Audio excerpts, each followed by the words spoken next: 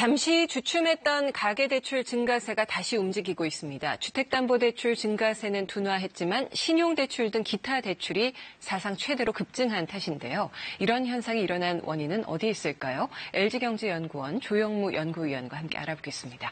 안녕하세요. 네, 안녕하세요. 네, 지난달 가계대출이 5개월 만에 가장 큰 규모로 늘었다고 들었습니다. 어느 정도 규모인가요, 구체적으로? 네, 말씀하신 것처럼 지난 4월에 금융권 전체의 가계 대출 증가액은 7조 3천억 원을 기록을 했는데요.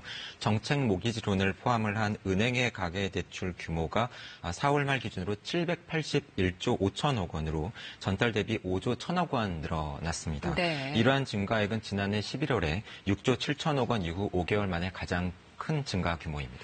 그런데 가계대출하면 주로 주택담보대출을 떠올리는데 오히려 주택담보대출은 떨어졌다면서요?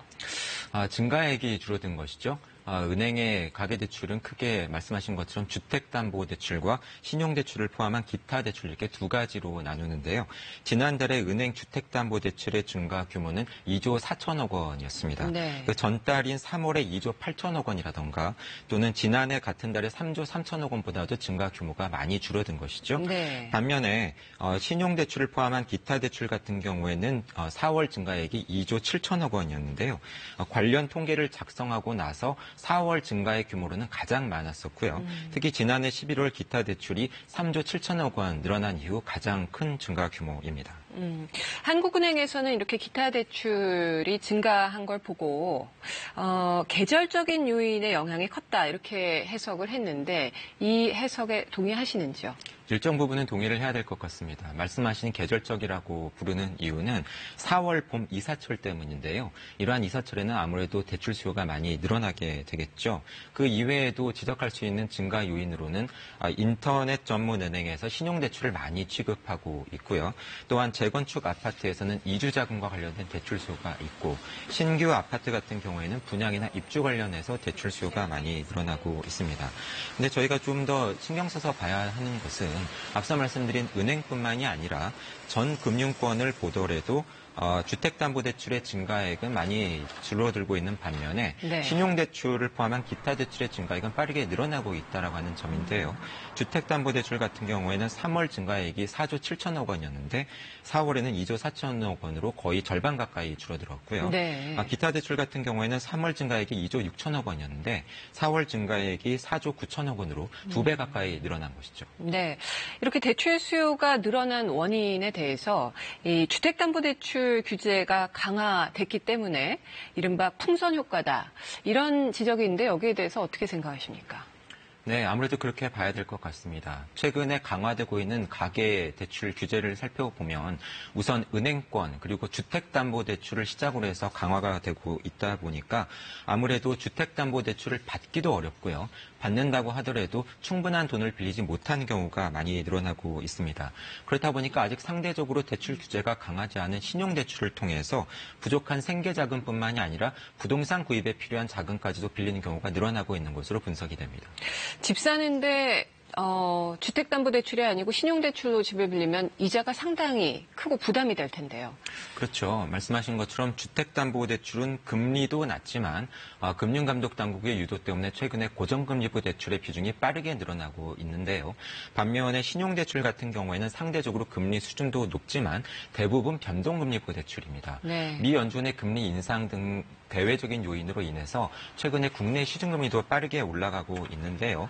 대출의 기준이 되는 시중금리가 올라갈 경우에 이러한 신용대출을 빌린 가계의 이자 부담이 빠르게 늘어날 리스크가 있습니다. 네, 사실 저는 기타 대출이 이렇게 급증했다고 하니까 서민들 살림살이가 너무 팍팍해서 금융권에서 일단 급전이라도 빌려 쓰는 거 아닌가 하는 그런 걱정스러운 마음이 먼저 듭니다. 한국은행에서는 현재 기타 대출이 이렇게 빠르게 늘어나고 있는 원인을 다양하게 분석을 하고 있는데요. 가령 보험 계약 대출이라던가 카드론, 네. 그리고 주식 투자를 하면서 빌리는 돈 같은 것들을 원인으로 많이 지적을 하고 있습니다. 하지만 저희가 신경 써서 봐야 되는 것은 기타 대출 같은 경우에는 대부분이 신용대출이고 신용대출은 담보가 없이 이루어지는 대출이다 보니까 아무래도 대출금리 수준이 높죠. 그렇다 보니까 이렇게 높은 대출금리 수준을 무릅쓰고서라도 돈을 빌리는 가게 같은 경우에는 아무래도 상황이 좋지 못할 가게일 가능성이 높고요. 이것은 가게의 재무 건전성 측면에서 상당히 우려스러운 대목입니다. 네, 어쨌든 주택담보대출 수요자들이 이렇게 신용대출로 갈아타면서 이자 부담이 너무 늘어나는 거 아니냐 하는 생각이 들어요. 과연 주택담보대출 규제 강화가 해답일까, 정답일까 하는 생각이 듭니다. 그렇습니다. 주거비 부담이 빠르게 늘어나고 있죠. 주택 가격이 계속 오르기 때문인데요.